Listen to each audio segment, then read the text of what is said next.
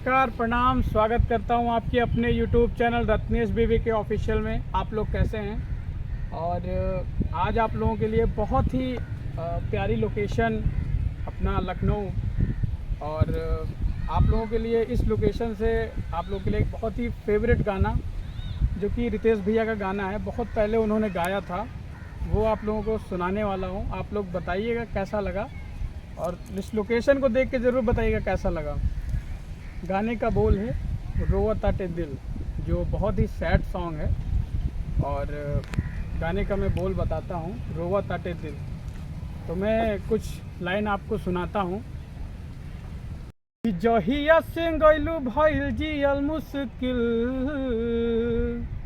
रोवा ताटे दिल, रोवा ताटे दिल। दागा कइले बाड़ू तू तो हमारा से मिल, दागा कइले बाड़ू तू तो हमारा से मिल। रोवा ताटे दिल, रोवा ताटे दिल। कि जहिया से गइलू भइल जियल मुश्किल, कि रोवा ताटे दिल, रोवा ताटे दिल।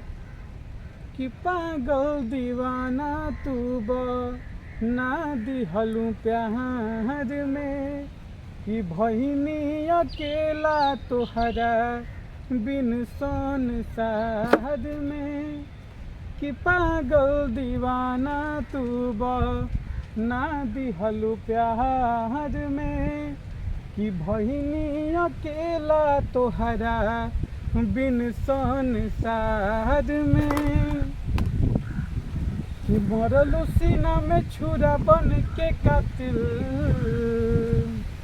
रोवा ताटे दिल, रोवा ताटे दिल। दागा कइले बाड़ू तू तो हमारा से मिल, दागा कइले बाड़ू तू तो हमारा से मिल। रोवा ताटे दिल, रोवा ताटे दिल। कि जहिया से गइलू भइल जियल मुश्किल, रोवा ताटे दिल, रोवा ताटे दिल। मरलू सीना में छुरा बन के कातिल, रोवा ताटे दिल, रोवा ताटे दिल।